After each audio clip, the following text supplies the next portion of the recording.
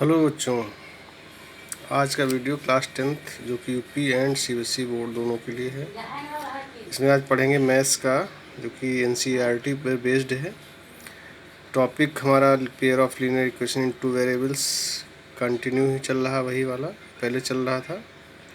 Exercise 3.3 complete होने के बाद का ये वीडियो है 3.4। एक्सरसाइज 3.4 का जो पहला क्वेश्चन है उसमें पूछा गया है, निम्न समीकरणों के युग्म को विलोपन विधि तथा प्रतिस्थापन विधि से हल कीजिए। कौन सी विधि अधिक उपयुक्त है? ये आपके चार ऑप्शन हैं, चार पार्ट हैं, 1 2 3 4 सवाल दिए गए हैं। अब इस सवाल में देखिए, जो आपने पहले एक्सरसाइज में जो आपने मेथड पढ़ा था वो प्रतिस्थापन मेथड था समीकरण युग्म को हल करने का। अब इसमें इन्होंने एक बढ़ा दिया काम है, इन्होंने कहा विलोपन विधि से भी हल करो और तथा लगा दिया है प्रतिस्थापन विधि से हल करो। फिर आप बताइए कि इनमें से आपको कौन सी विधि ज़्यादा अच्छी लगती है, मतलब कौन सी आपको ज़्यादा सरल लग रही है। तो ये तो अब सबके अलग अलग अपनी सोच वो है कि किसको कौन सा मेथड अच्छा लग रहा है। हम तो कहेंगे हम तो दोनों लगा सकते हैं, तो हमको दोनों ठीक हैं। तो ये तो आप लोगों के ऊपर डिपेंड है, इसलिए आप लोग इसको लगाएंगे और सोचेंगे कि कौन सा मेथड हमको अच्छा लगता है। ठीक है, तो देखिए चारों सवालों में से हमने सब सवाल सॉल्व किए हैं, आपको समझाते हैं। जैसे कि पहला सवाल है x + y = 5। सवाल यहाँ ऊपर लिखा हुआ है, इसी को मैंने यहाँ सोल्यूशन दिया है, तो इसको इक्वेशन नंबर 1 मान लिया। दूसरी इक्वेशन है 2x - 3y = 4। अब मैंने इधर जो है विलोपन विधि दिखाई है। तो जब इसका मैंने इंट्रोडक्शन दिया था आपको, तो मैंने बताया था कि विलोपन विधि में दो राशियाँ होती हैं, दो चर राशियाँ होती हैं, जैसे x और y इसमें है। तो इन दो राशियों में से किसी एक राशि को हमने कहा था विलोपित करते हैं, गायब कर देते हैं। और गायब करने का तरीका ये होता है कि जो राशि आप गायब कर रहे हैं उनके कोफिशिएंट आपके इक्वल होने चाहिए। जैसे कि x अगर आप चाहते हैं गायब करें, तो x का कोफिशिएंट यहाँ पे कितना 2 है, तो यहाँ पर भी 2 होना चाहिए। और या y को अगर आप गायब करना चाह रहे हैं तो y के कोफिशिएंट इक्वल होने चाहिए। यहाँ 3 है तो यहाँ भी 3 होना चाहिए। ठीक है, तो अगर नहीं भी हैं तो आपको करना पड़ेगा, बिना इसके आप नहीं कर सकते हैं, ये मेथड नहीं लगा सकते हैं। तो जैसे कि x + y = 5 है, 2x - 3y है = 4, मतलब ये दो इक्वेशंस हैं। तो इसमें x के भी ना कोफिशिएंट इक्वल है ना y के।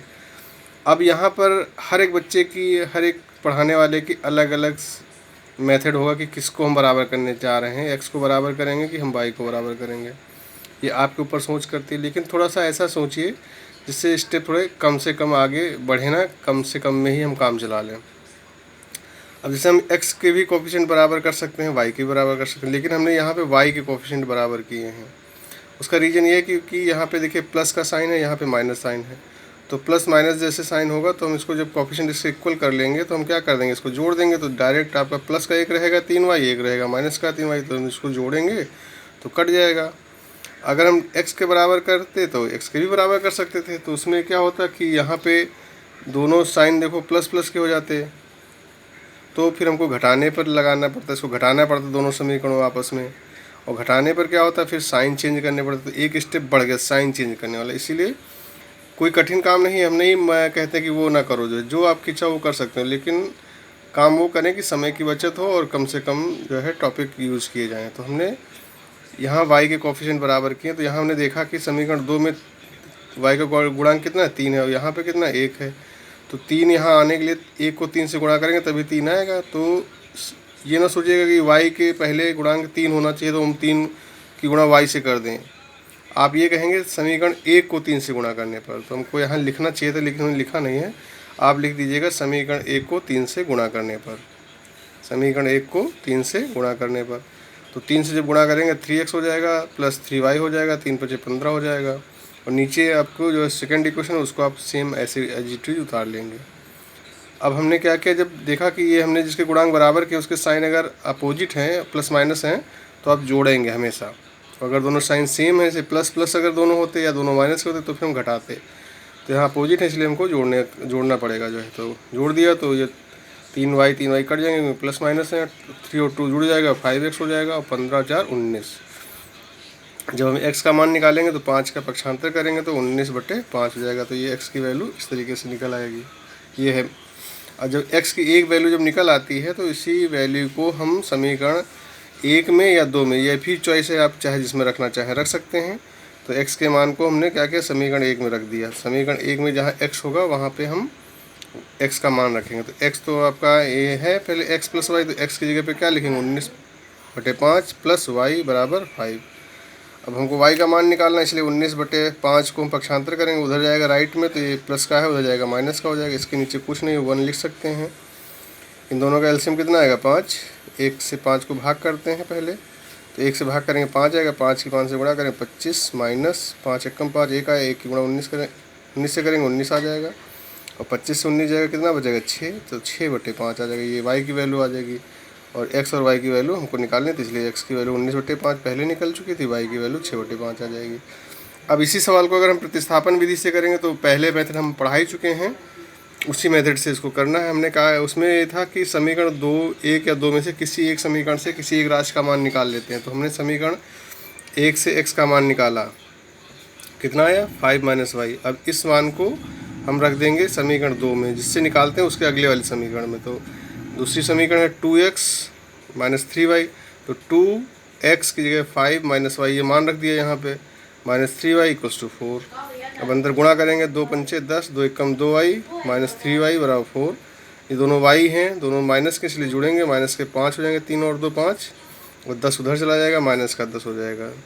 10 में से 4 घटाएंगे क्योंकि माइनस का साइन है, इसलिए 6 बचेगा, क्योंकि 10 जो है माइनस का बड़ी संख्या है ये। इधर कोई माइनस, तो माइनस माइनस दोनों कैंसिल हो जाएंगी, फिर 5 को पक्षांतर करेंगे तो 6/5 हो जाएगा। ये किसकी वैल्यू आ जाएगी, y की वैल्यू। अब इसमें y की वैल्यू को हम कहाँ रखेंगे, समीकरण 3 में। जो समीकरण 3 हमने बनाई थी x बराबर 5 - y, इसको समीकरण नंबर 3 यहाँ डाला था। y के मान को समीकरण 3 में रखने पर, ये देखो लिखा साफ साफ है, यही देख करके आपको करना है। तो x बराबर 5 - y का मान 6/5। अब फिर से वही एलसीएम लेकर घटा देंगे तो कितना आ जाएगा 19/5 ही आ जाएगी y की वैल्यू।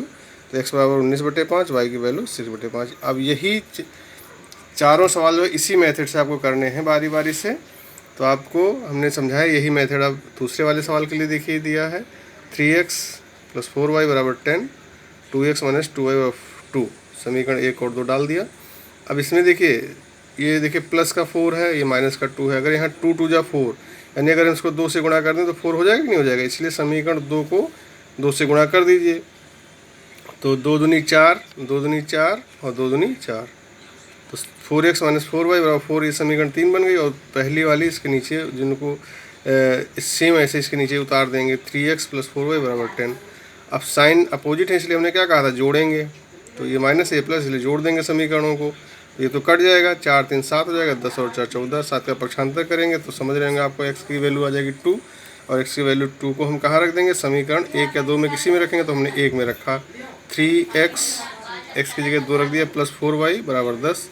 अब जानते हैं तो y इसको हल कर लेंगे, हल करना तो जानते होंगे, इसको हल करके y की वैल्यू निकाल लेंगे, y की वैल्यू हो जाएगी 1, और ये x का मान निकल आया। ठीक।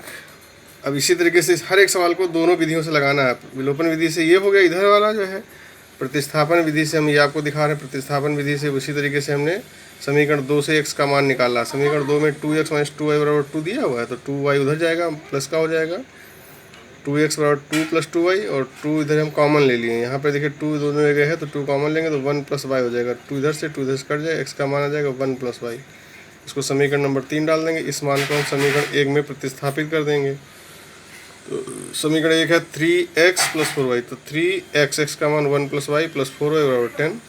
3 से अंदर गुणा किया, 3 एकम 3, 3 एकम 3y + 4y = 10, हल किया, y की वैल्यू 1 आ गई। इस y की वैल्यू 1 को हम कहाँ रखेंगे, समीकरण 3 में। y के मान को समीकरण नंबर 3 में रखने पर, तो समीकरण 3 है x = 1 + y, तो 1 + y का मान भी 1 आया, तो 1 1 कितना 2 हो जाएगा, तो x का मान ये आ गया, y का मान भी आ गया।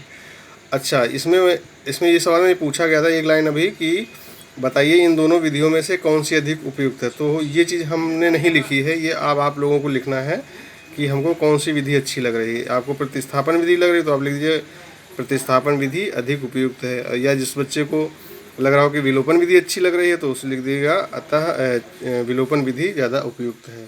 ये आपके ऊपर निर्भर करता है, इसलिए मैंने ये चीज़ लिखी नहीं है, आपको दोनों तरीके से हमने बता दिया है। ठीक। क्वेश्चन नंबर इसी का थर्ड पार्ट में देखिए, 3x - 5y - 4 = 0। तो इसमें आप पहले क्या करेंगे, 3x - 5y - 4 जो इधर लिखा हुआ है इसको आप पहले राइट साइड में ले जाएंगे, तो 3x minus 5y minus 4y 0, इसको उधर ले गए तो बराबर 4 पहली समीकरण हो जाएगी। और दूसरी समीकरण में लिखा हुआ है 9x बराबर 2y प्लस 7, तो 9x और 2y उधर राइट में लिखा तो इसको इधर लेफ्ट में ले आएंगे तो माइनस का हो जाएगा। तो देखिए 9x बराबर 2y plus 7, 9x minus 2y बराबर 7, यानी इसको इधर लाएंगे तो माइनस का हो जाएगा। तो 9x माइनस 2y और 7, ये समीकरण 2 हो जाएगी। अब इसमें क्या करना है, देखिए ये समीकरण 1 में 3 है और समीकरण 2 में x का गुणांक कितना 9 है, तो 3 तिरका 9, 3 से अगर गुणा कर दें तो यहाँ 9 हो जाएगा, यहाँ भी 9 हो जाएगा। तो ये इसमें समीकरण 1 को 3 से गुणा करने पर, ये देखिए लिखा हुआ समीकरण 1 को 3 से गुणा करने पर। अब इसको इधर देखिए, यहाँ पे 3 से गुणा किया तो 9x हो जाएगा और 3 पचे 15 माइनस का 15y हो जाएगा, 3 चौको 12, तो समीकरण 3 हो गई। समीकरण 2 इसके नीचे ऐसे लिख लिया। अब देखिए इसमें देखिए अब की बार x के दोनों जो गुणांक हमने बराबर के उसके साइन कैसे हैं, दोनों प्लस के हैं। तो हमने पहले ही बताया था जब सेम साइन होंगे तो घटाया जाएगा। तो यहाँ पे देखिए लिख दिया घटाने पर, और घटाने पर क्या होता है, निशान चेंज हो जाते हैं जो नीचे वाली समीकरण होती है। तो यहाँ प्लस का है तो यहाँ माइनस का हो गया, यहाँ माइनस है ये प्लस हो गया, और ये प्लस है तो यहाँ माइनस हो जाएगा। तो ये कैंसिल, 15 से 2 घटा देंगे, माइनस के ज़्यादा इसलिए बचेंगे माइनस का 13, 12 से 7 जाएंगे 5 बचेगा, तो y का मान माइनस का 5/13 आ जाएगा। ठीक है, इस वैल्यू को समीकरण 1 में रख देंगे। 3x माइनस 5y बराबर 4, y का मान माइनस 5/13, 25/13 माइनस माइनस प्लस का हो जाएगा। उसको उधर ले जाएंगे, एलसीएम लेंगे, काट पीट करके इसको हल कर लेंगे तो x का मान कितना आ जाएगा 9/13। तो x का मान 9/13, y का मान माइनस 5/13। तो ये समीकरण थर्ड जो पार्ट है लग गया। किस विधि से, विलोपन विधि से लगा। ठीक है, इसी को अब प्रतिस्थापन विधि से लगाएंगे। तो समीकरण 1 से पहले x का मान निकाला गया है। समीकरण 1 थी 3x माइनस 4y बराबर 4, तो माइनस जो 5y था इसको उधर ले गए हैं तो प्लस का 5y हो जाएगा। फिर 3 को भी पक्षांतर करेंगे क्योंकि x का मान निकालना है ना, तो 3 का पक्षांतर करेंगे तो 3 में आ जाएगा। समीकरण कहाँ रखेंगे x का मान, 2 में। तो 3 समीकरण 2 देखिए क्या लिखा है, समीकरण 2 है 3, समीकरण 2 आपकी है कौन सा है, 3 समीकरण किसमें रखा है, समीकरण 2 में रखा, तो 3 है 9 है यहाँ पे। 9x माइनस 2y बराबर 7 है, 9x माइनस 2y, तो 9 ये देखिए 9x का मान ये 4 प्लस 5y/3, 4 प्लस 5y/3 रख दिया गया, माइनस 2y बराबर 7। तो देखो बेटा यहाँ 3 बटे में है, 9 गुणा में है, तो 3 एकम 3, 3 त्रिका 9 कट जाएगा। तो 3 से अंदर गुणा करेंगे, 3 चौको 12 प्लस 3 पचे 15 माइनस 2y बराबर 7, 15 और में से 2 घटाएंगे 13 हो जाएगा, 12 उधर चला जाएगा, तो 7 में से 12 घटाएंगे माइनस के 5 बचेंगे, तो y की वैल्यू आ जाएगी माइनस 5/13। इस वैल्यू को कहाँ रखेंगे, समीकरण 3 में। 4 प्लस 5y/3, 4 प्लस 5y/3, तो इसकी पहले गुणा करेंगे माइनस का 25/13। अब बटे में ये तीन अलग बटे में, ये तो इसके नीचे बटे में है, तो इसको ऊपर वाले को पहले इतना हल करेंगे। तो इसका हल जब करेंगे तो ये बटे में जो 3 लिखा है इसके नीचे आप 1 लिख सकते हैं। तो आपको पढ़ाया जाता है कि भिन्न के नीचे दूसरी भिन्न अगर है तो बटे से अगर हम गुणा में ले जाते हैं तो ये उल्टा हो जाती है, तो ये 1/3 हो जाएगी ऐसे। तो वही मैंने डायरेक्ट यहाँ पे हल किया है। देखिए यहाँ पे 13 एलसीएम लिया गया, 13 चौको 52 माइनस 25 और गुणे में 1/13, तो बटे में 1 से गुणा करेंगे तो वही रहेगा, बट्टे वाला 3 हमने आपको दिखा दिया यहाँ पे करके, जो है ये चीज़ दिखाई नहीं गई है। तो 52 में से 25 घटाएंगे 27 बचेगा, और 13 3 39, 3 एकम 3, 3 और 27 कट जाएगा, तो 9/13 ये x की वैल्यू आ जाएगी। इस तरीके से दोनों विधियाँ आपको यहाँ लगी हुई मिल जाएंगी आपको। ठीक है, फोर्थ पार्ट आपका जो है बटे में लिखा हुआ है x/2 प्लस 2y/3 बराबर -1। तो इसको पहले आप सॉल्व कर लीजिएगा। तो इसको क्या करेंगे, 6 से गुणा किया गया तो 2 3 6 कट जाएगा, इसको 6 से गुणा करेंगे तो 3 दूनी 6 कट जाएगा, इसको 6 से गुणा करेंगे 1 छक्का 6, तो ये आपके आ जाएगी। हमने पहले क्या किया, इसको सरल किया है, थोड़ा सिंप्लीफाई किया है। ऐसे ही लगाएंगे तो ऐसे भी लग जाएगा, लेकिन थोड़ा हमने कहा सरल मेथड से लगाएंगे तो ज़्यादा अच्छा लगेगा। तो इस समीकरण को हमने 3 से गुणा किया है, सॉरी 6 से गुणा किया है। तो हल करने पे आ जाएगा 3x + 4y बराबर -6, समीकरण 1 हो जाएगी। और समीकरण 2 जो आपकी दी गई है x/1 यानी x माइनस y/3 बराबर 3 दिया है। तो बटे में कुछ नहीं तो हमने 1 तो ले लिया है। इसमें जो बटे में 3 है इसलिए 3 से इसको गुणा करा दिया, 3 से इसको गुणा कर दिया गया, 3 से इसको गुणा कर दिया गया और 3 से इसको गुणा किया गया। तो 3x हो जाएगा, ये 3 से 3 कट जाएगा, y हो जाएगा और 3 3 9 हो जाएगा। तो 3x - y बराबर 9। अब देखो बटे वाला झंझट खत्म हो गया, दोनों समीकरणों में सिंपल हो जाएंगे। 3x + 4y बराबर -6 पहली, 3x - y बराबर 9 ये दूसरी। अब इसको अगर हम विलोपन विधि से हल करेंगे तो क्या करेंगे, देखिए यहाँ y है, यहाँ y है, यहाँ 4 है, यहाँ 1 है, तो इसको हम 4 से गुणा करा देंगे, किसको, समीकरण 2 को। तो हमने डायरेक्ट लिख दिया है 3x। अच्छा, ये पहले वाली लिखी हुई समीकरण इन्होंने, हमने क्या इसमें 3x, अच्छा हमने गुणांक इसमें नहीं गुणा किया है क्योंकि 3x यहाँ है ही है और यहाँ भी 3x है, तो 3x यहाँ है 3x है, तो सेम गुणांक है तो हमको गुणा नहीं करनी पड़ेगी, ठीक है। तो डायरेक्ट दोनों समीकरणों को ऊपर नीचे लिख करके सीधे जब गुणांक बराबर है तो हमको केवल क्या करना है, घटाना है, जोड़ना है। तो साइन सेम है इसलिए घटाया जाएगा, घटाने पर लिख करके साइन बदल देंगे, ये x x कट जाएंगे, 4 और y जुड़ जाएगा, 5y हो जाएगा, इधर 9 6 15 माइनस कर जाएंगे, तो y का मान आ जाएगा -3। और इस y के मान को हम समीकरण कहाँ रख देंगे, 2 में। तो 3x minus 3x minus y है, तो 3x माइनस y का मान -3 हो जाएगा बराबर 9। हल करेंगे तो x की वैल्यू आ जाएगी 2। तो इस तरीके से ये विलोपन विधि से हल हो गया। अब इसी को हल कर लेंगे हम लोग प्रतिस्थापन विधि से। तो ये देखिए समीकरण 2 से 3x माइनस 9 बराबर y, ये समीकरण 2 है। देखिए 3x माइनस y बराबर 9, ये समीकरण 2 है।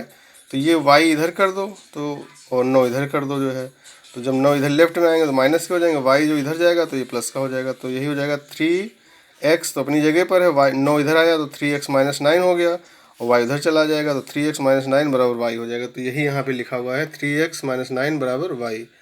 अब इस मान को समीकरण 1 में रखा है क्योंकि 2 से निकाला गया है y का मान, ये y का मान कहाँ से आया, 2 समीकरण से आया, तो इसलिए 1 में रखेंगे। तो समीकरण 1 है आपकी 3x प्लस 4y बराबर -6, 3x प्लस 4y -6 दिया हुआ है।